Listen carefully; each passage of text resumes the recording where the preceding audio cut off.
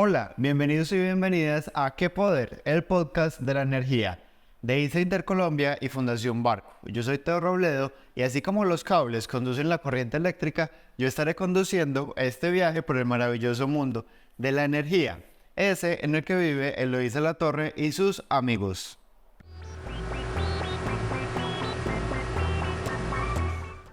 Les recuerdo que ¿Qué Poder? El podcast de la energía es un viaje de emociones en el que exploramos la relación entre dos términos fascinantes, energía y educación. Buscamos de manera sencilla, conversada y práctica, facilitar la comprensión y promover la apropiación social del conocimiento en relación al mundo de la energía. En este viaje nos encontramos con Santiago Lopera. Él es productor audiovisual, comunicador en lenguajes audiovisuales, pero ¿quién mejor que él para presentarse? Contanos quién sos y qué haces. Bueno, Teo, ¿qué más? Muchas gracias por la invitación. Yo soy Santiago Lopera, estudié comunicación audiovisual en la Universidad de Medellín y pues ya hace 2 años, después de estar en el sector privado y demás, como que me dedico a la producción audiovisual, netamente a la creación de contenidos, de manera pues, digamos, como le decimos, freelance, ¿cierto? De un lado para otro. Eso me ha permitido conocer a muchas personas, trabajar en muchos lados, conocer muchas organizaciones y contar muchísimas historias. ¿Qué te da la energía para hacer lo que vos haces? O sea, a mí la energía me la da como una sed insaciable que tengo con la creatividad. Y es de estar haciendo cosas, de estar contando, de estar buscando formatos, de pensarme cómo grabo esto y cómo lo logro y qué equipo necesito conseguir o con qué persona hago una alianza para crear esos contenidos. Esa es como mi energía. Bueno, tenemos, digamos, el reto en este podcast de hablar de dos conceptos fascinantes. Uno es energía y otro es educación. Con vos nos vamos a centrar más en el campo educativo, aunque todo el tema de producción audiovisual tiene que ver con la energía. Pero contanos para vos, ¿qué es la energía? La energía es un motor. Yo siento que la energía es algo que permite hacer cosas. Me hago entender lo estamos hablando como desde la forma literal o técnica de lo que es la energía para nosotros, también como desde el lado, no sé, espiritual o energético, valga la redundancia, como le solemos decir a esta parte interna que tenemos las personas, es como ese motor y nos motiva a hacer cosas, a trabajar con otras personas o en este caso hacer lo que nos gusta. En esta oportunidad vamos a abordar la pregunta y es cómo crear contenidos para clase con el celular o en general con dispositivos móviles. Y partamos de algo, estamos en un mundo supremamente visual. Estas tecnologías precisamente que vos manejas, dominas, pues y el manejo de las redes sociales hicieron que estemos en un mundo donde el componente visual predomina en relación a todos los otros, el componente, digamos, manual o el componente del movimiento y del cuerpo. ¿Por qué crees que en ese mundo tan visual es importante incorporar recursos visuales y audiovisuales en las clases? Entonces, me parece que es muy importante. A mí en lo personal y muchas personas que he escuchado, hay una frase que es muy común y es: yo aprendo más cuando veo, ¿cierto? Yo aprendo más con este video, yo aprendo más si tiene imágenes.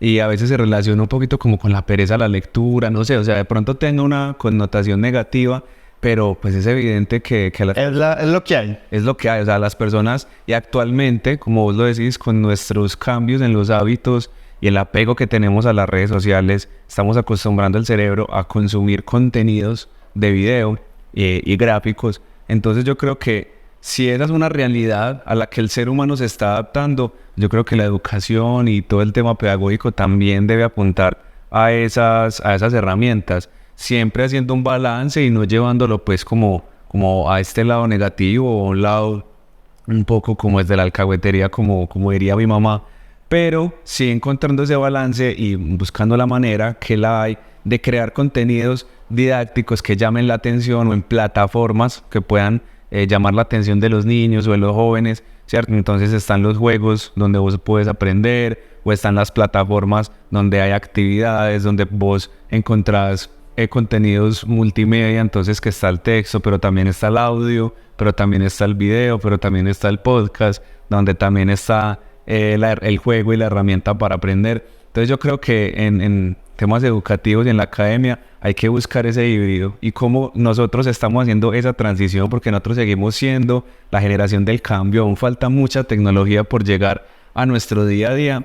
La educación también debe ir haciendo esa transformación y con espacios, por ejemplo, como este, donde podamos conversar y pensarnos cómo podemos hacer esos contenidos y de qué manera funcionan. Pero bueno, este podcast lo ven, lo escucha la comunidad educativa, principalmente de zonas rurales del país. Y hay gente que dice, pero es que ustedes tienen las luces, las cámaras, los programas de edición, como toda la producción. Pero vos también has trabajado en varios proyectos donde lo que hay es un celular. Sí. O en espacios y contextos también donde la cámara se apaga, donde pasan un montón de cosas. Y la pregunta es esta: ¿es necesario tener la super cámara, el super equipo de grabación, los micrófonos, las luces y demás? ¿O se pueden usar lo que tenemos a la mano en el día a día? Teo, hace 20 años sí era necesario, ¿cierto? Hace 20, 25 años era... La cámara enorme de televisión. Lo más normal era que en una familia grandísima existiera una cámara. El tío que viajó a Estados Unidos y se trajo una cámara. Esa es la realidad de las familias colombianas. Actualmente, cierto, no podemos generalizar, pero yo me atrevería a decir que actualmente la gran mayoría de las personas tenemos una cámara en el bolsillo, ¿cierto? Que son nuestros celulares. En este momento es mucho más fácil acceder a un celular, a un smartphone de cualquier gama que traiga una cámara, y por lo general ya traen muy buenas cámaras, entonces, y muy buenos micrófonos incorporados. Entonces es una realidad que ya tenemos en nuestro bolsillo una herramienta grandísima al alcance de todos, al alcance de solo hundir la pantalla donde está nuestra cámara. Entonces, le respondiendo a tu pregunta, ya no es necesario. Obviamente hay niveles, hay producciones, hay personas como yo, como mis colegas, que trabajamos de manera profesional el tema, pero para los profes o las profes que me están escuchando, incluso los estudiantes que también a veces tienen tareas y cosas que hacer en temas de video, el celular es una herramienta increíble que no lo hemos explorado lo suficiente, que no lo hemos explotado lo suficiente para entender cómo funciona, ¿cierto? La cámara que tenemos en el celular tiene muy buenas herramientas y que podemos aprender en tutoriales, y buscamos en YouTube, en las mismas redes sociales, TikTok, que es tan de moda en este momento, donde los jóvenes estamos atrapados en este momento. Hay sin fin de cuentas donde nos enseñan a utilizar la cámara, a mover los ajustes, a cómo editamos los videos, cómo nos queda mejor, qué herramientas podemos utilizar. Entonces también en las redes sociales que vemos todos los días, busquemos y trabajemos en ese algoritmo para que nos salgan contenidos de este tipo donde podamos aprender a utilizarlo también. Con esto que vos decís, me salen dos preguntas. La primera es: los celulares pues ya traen muy buenos dispositivos de cámara y de sonido, pero a veces los pedimos mucho. Sí. Es como hacemos el video en una zona, o cuando los niños están en descanso, por ejemplo, que hay mucho ruido, entonces decimos, no, este celular no me sirve. Y es que le estamos pidiendo mucho al dispositivo. Como, ¿cuáles son esos aspectos que hay que tener en cuenta para optimizar el recurso que tienen las cámaras? Sí, yo creo pues que, como lo decíamos ahorita, no es necesario tener tremendo equipo de producción, pero sí hay unos tips básicos que podemos tener en cuenta para que ese contenido que estamos haciendo con el celular nos quede muy bien. Si yo voy a grabar con el celular, ¿cierto? Empezando a hablar, por ejemplo, del audio, si voy a grabar con el celular y no tengo un micrófono como estos que tenemos acá, que están creados para solo dirigirse a la voz, sino que vamos a utilizar solo nuestro celular, pues busquemos un espacio cerrado, ¿cierto? De pronto el aula o durante el descanso no es el mejor momento para grabar el video. De pronto mirar si en la jornada complementaria o en nuestras casas, o llegar más temprano, bueno, no sé, buscar que sea un espacio cerrado y que sea un espacio donde no entre mucho ruido, porque los micrófonos de los celulares están creados para grabar el ambiente, ¿cierto? Por eso, si vos tenés el celular en la mesa y contestas una llamada y hablas desde lejos, es probable que la otra persona te escuche, porque son micrófonos creados para capturar todo el ambiente. Entonces ahí van dos tips. Uno es como escuchar muy bien el ambiente. Sí. Ojalá que no sea un sitio por donde pasen muchos carros, donde estén los niños pues en descanso. Otro es que los celulares captan el ambiente, entonces lo mejor es grabar cerquita. Cerquita, total. Y en En términos de iluminación, en términos de otros aspectos. Sí, otro aspecto es, por ejemplo, como tú lo mencionas, la iluminación, ¿cierto? Y hay algo en el que de pronto las personas fallan mucho, y es el concepto que se llama contraluz. Y es que y acá estamos en el ejemplo, cuando yo me hago y detrás tengo una ventana donde está haciendo mucho sol, pero no tengo una luz como las que nosotros tenemos acá en este momento, entonces lo más probable es que existan dos fenómenos. Uno es que yo quede muy oscuro porque tengo detrás de mí mucha iluminación, o por lo contrario, que yo quede súper iluminado y atrás quede extraño, ¿cierto? No se ve ese fondo. Eso se llama contraluz.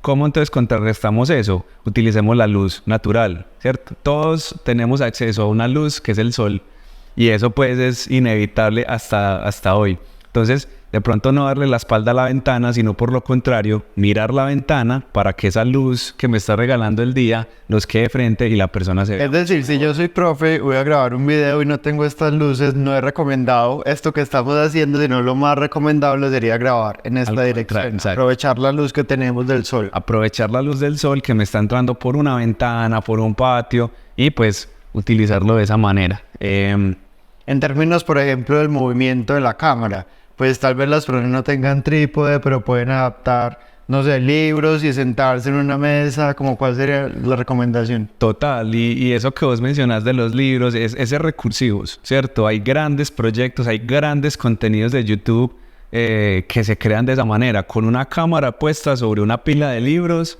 o un celular puesto sobre una pila de libros y grabarse de esa manera. Yo creo que es un llamado a la creatividad, ¿cierto? ¿Cuál es el consejo? Que el video no esté moviéndose o que no esté raro, porque eso distrae a las personas. Cuando algo falla en un video, sea que se está moviendo, sea que en el fondo hay alguien bailando, sea que hay otra cosa, el ser humano se distrae con ese error, ¿cierto? Con ese otro componente y deja de escuchar lo que está diciendo la persona. Entonces, ahí lo aconsejable que es buscar la manera que el celular esté quieto y que yo sea el punto de atención de la persona que está escuchando el mensaje. Hay personas que se frustran, digamos, porque uno pone a grabar el celular con la cámara delantera y para que le quede de mejor calidad y demás, y nadie está viendo del otro lado, y cuando va a revisar se agotó la batería, pues la batería o la memoria o lo que sea. ¿Cuál es el consejo? Como si vas a estar solo, mejor grabar con la cámara de selfie, o si uno tiene la posibilidad de que otra persona lo acompañe a grabar con la otra.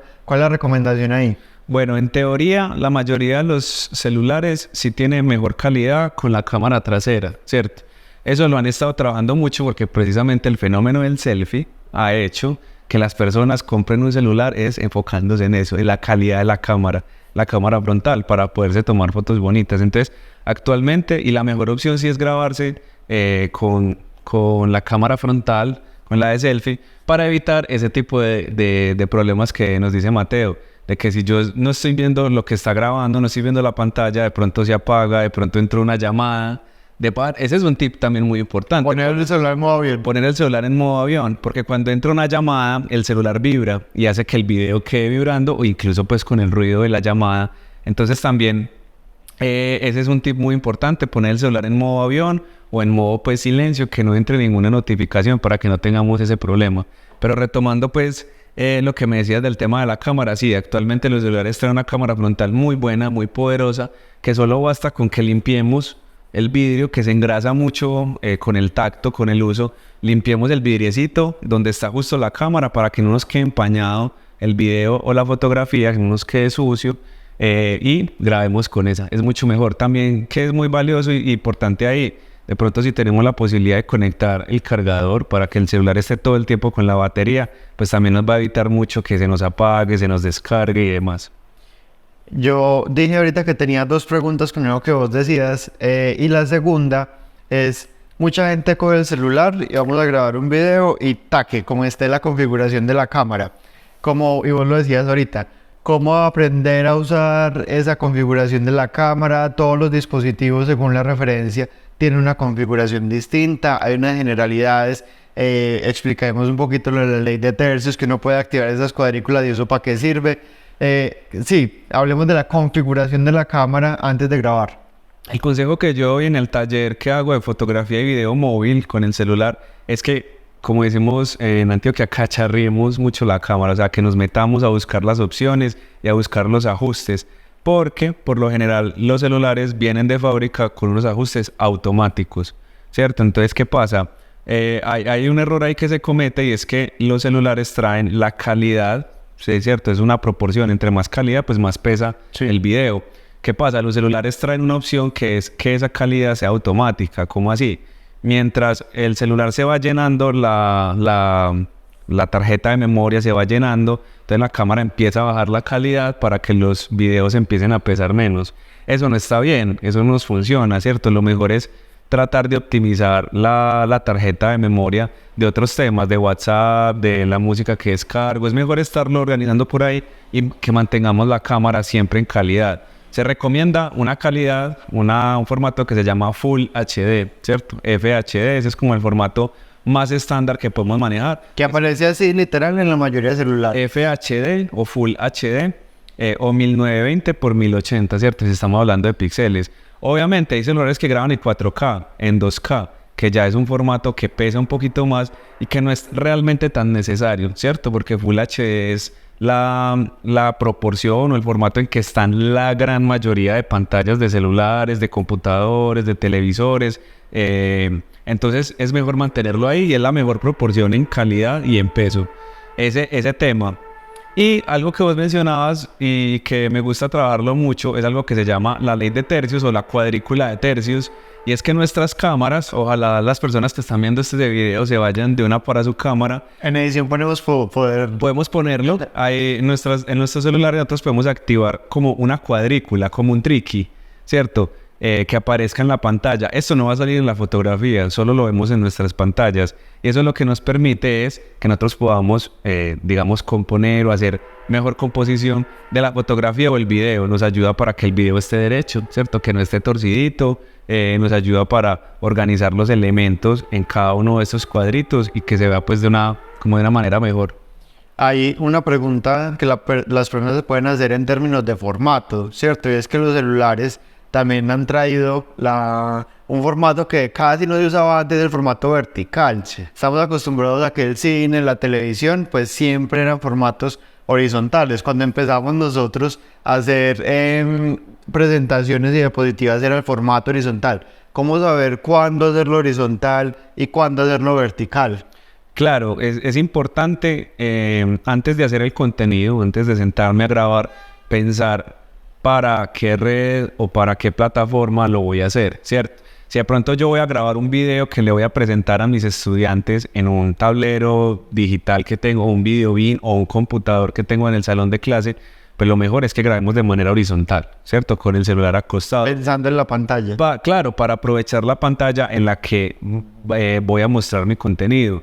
Si digamos, y eso también tiene que ver con las redes sociales, ¿cierto? Entonces, si yo voy a hacer esto para publicarlo en mi Facebook o en mi feed de Instagram, pues también la mejor opción es hacerlo de manera horizontal.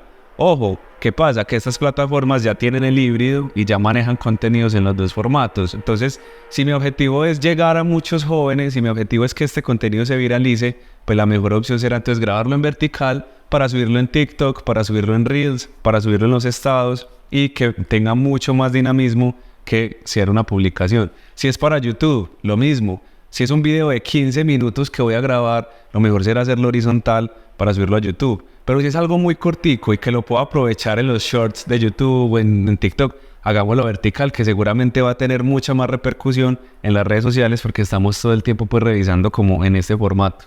Esa es otra pregunta muy interesante, es con el tema del tiempo.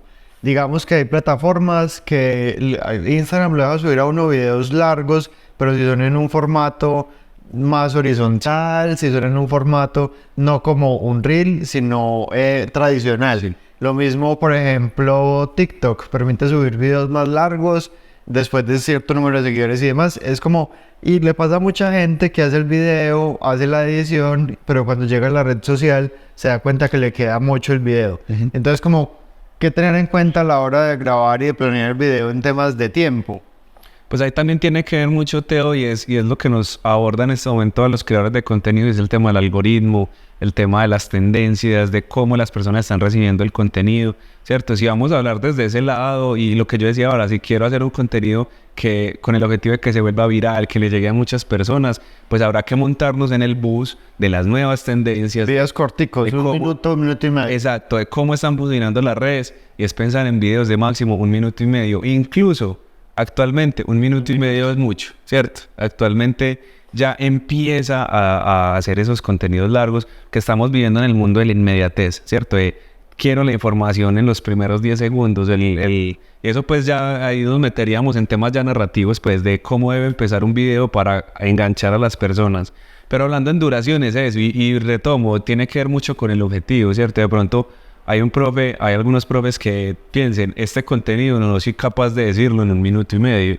Ahí está el reto, ¿cierto? Porque realmente vemos en redes sociales contenidos que sí logran sintetizar esa información en 1 minuto y medio. Ojo, si ya me quiero hacer pues como una clase que voy a presentar en varios cursos, Total. pues puedo hacer un video horizontal donde me puedo demorar 15 minutos, media hora y subirlo a YouTube. Este contenido es el ejemplo, Exacto. ¿cierto? Es un contenido más extenso, donde estamos conversando varios temas, donde seguro va a ir a plataformas que nos permitan ese formato, 20, 25 minutos. Pues acá está el ejemplo, ¿cierto? De manera horizontal, ¿cierto? Con un guión ya pensado, como con una estructura mucho más pensada para lograr ese objetivo. Vos abordás un tema y es la última pregunta y es... Los profes, hemos hablado como de consejos para los profes, pero también sirve mucho en los estudiantes que para sus exposiciones puedan utilizar otros formatos, entre ellos el video. Y la pregunta puntual es: hacer un video no es solo un tema técnico, no es solo coger la cámara y grabar, sino que implica el desarrollo de otras habilidades. Se pueden hacer guiones, se pueden hacer storyboards, que son dibujos donde uno piensa en los planos. ¿Cómo es ese proceso para hacer un video y qué habilidades, hablando del contexto educativo, permite ese proceso en la producción audiovisual para que los estudiantes las desarrollen? Estamos hablando de pura creatividad, pura creatividad. Cuando yo estaba en el colegio hace 10, 12 años, que estamos viviendo esa transición a lo digital, a las redes sociales, yo me acuerdo que, bueno, a mí desde muy pequeño me ha encantado hacer videos. Y yo recuerdo que el profesor de física de nosotros le gustaba ponernos a hacer muchos videos y era el mejor día de mi vida, ¿cierto? Cuando la tarea era hacer un video y explicar un experimento y mostrar, era genial y para mí era lo mejor. Obviamente, había de pronto estudiantes que no les gustaba mucho porque no tenían como el palito para eso, pero era porque nosotros estábamos viendo esa transición, ¿cierto? Yo creo que actualmente la mayoría de los jóvenes les gusta crear contenido para sus redes personales, entonces como invitarlos a que hagan esos mismos contenidos, esos formatos, pero con temas educativos. Creo que les genera ese choque de sentarse a pensar cómo cuento, cómo muestro este tema. ¿Qué implica, por ejemplo, habilidades de lectoescritura con los guiones, habilidades de dibujo con los storyboards para que yo sepa cómo quiero hacer los planos? ¿Qué implica habilidades técnicas de edición? Y habilidades también comunicativas, cómo expresarse, ¿cierto? O si de pronto el estudiante dice, yo voy a explicar ese tema actuándolo. Si es un tema de historia, entonces voy a actuarlo. Entonces ya empiezan a entrar otros temas, incluso artísticos, que yo siento que permiten como un desarrollo tremendo en esos jóvenes. Porque es juntar los dos mundos, ¿cierto? Es como utiliza la plataforma o las herramientas que tenés todos los días a la mano, que es el celular, pero entonces vení a actuar, pero entonces vení a escribir, pero entonces vení a dibujar, pero entonces vení y sentate con tus compañeros y creativamente generar este contenido. Ahí dije que era la última pregunta, pero voy a hacer una más, porque no quiero que nos vayamos sin decirle a los profes y a los estudiantes qué herramientas gratuitas, fáciles, a la mano, en el celular, en el computador, pueden usar para editar sus videos, para producir, para animar, para poner subtítulos. Teo, actualmente todo se puede hacer desde el celular, ¿cierto? Actualmente nosotros podemos crear un contenido desde cero y hasta el final, desde nuestros celulares, como vos los decís, sin pagar un solo centavo, ¿cierto? Hay muchas aplicaciones que son gratuitas rápidamente.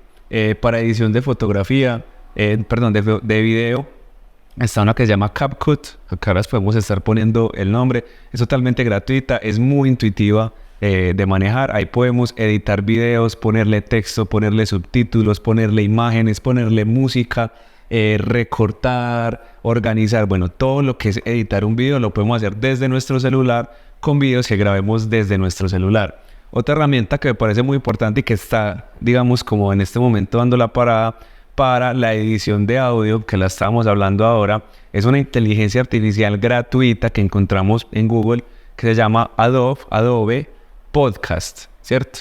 Esta herramienta, nosotros subimos ahí el audio que grabamos y le hace un trabajo de edición que le limpia el ruido, que la organiza, le nivela el audio y suena mucho mejor. El consejo no es pues como abusar de ellas. Y yo grabo en un espacio donde hay mucho ruido, seguramente no se va a poder rescatar, pero si hago el ejercicio de sentarme en un lugar donde no hay ruido y lo grabo, seguramente esta herramienta nos va a ayudar a que se escuche mucho mejor. Bueno, tenemos dos recomendaciones. De pronto en la descripción del video podemos poner una lista con otras herramientas para que ustedes las tengan ahí a la mano. Y estos podcasts tienen una sección para finalizar, y es ponerle un reto a las personas que nos están escuchando. Ponerles un reto creativo. Rápidamente, un reto que yo les pongo es eduquen su algoritmo. Eduquen el algoritmo de sus redes sociales. Y es, si yo estoy viendo algo que de pronto no me gusta, en TikTok me aparece algo que no me gusta o que no va conmigo, no me está enseñando nada, páselo rápido. Páselo de una, no se quede ahí mirando. No le dé like. No le dé like. Eduquemos esos algoritmos, porque en esas redes sociales hay muchas personas creando contenidos educativos y de formación en estos temas, en fotografía, en video, en historia, en arte. Entonces, eduquemos esos algoritmos, busquemos y démosle like a lo que de verdad nos nutra y nos ayude para algo. Y apoyemos a los creadores, démosle el comentario, el like. Si hacemos eso, nos van a aparecer otros creadores parecidos a ese. En Facebook busquemos convocatorias públicas y nos van a aparecer la pauta de eso. Es un muy buen reto creativo. Para finalizar, en una emoción, en una palabra, definí con qué emoción te vas después de esta conversación. Retos. Voy con retos. Retos, esa es una palabra que transmite mucha energía porque nos impulsa a ser creativos, a buscar ideas, a implementar cosas distintas en el aula de clase y, por qué no, implementar este componente visual y audiovisual en las clases. Para seguir emocionándonos, explorando y aprendiendo sobre el maravilloso mundo de la energía, no te pierdas los demás episodios que tenemos para ustedes y síganle el rastro a El Mundo lo dice la Torre y sus amigos, que tiene un universo de experiencias para que hagamos de la energía un tema poderoso en el aula de clase y en la comunidad educativa. Nos vemos. Eso es Que Poder, el podcast de la energía de ISA Intercolombia y Fundación Barco. Muchas gracias, Santiago. Te digo a ti, muchas gracias. Nos vemos.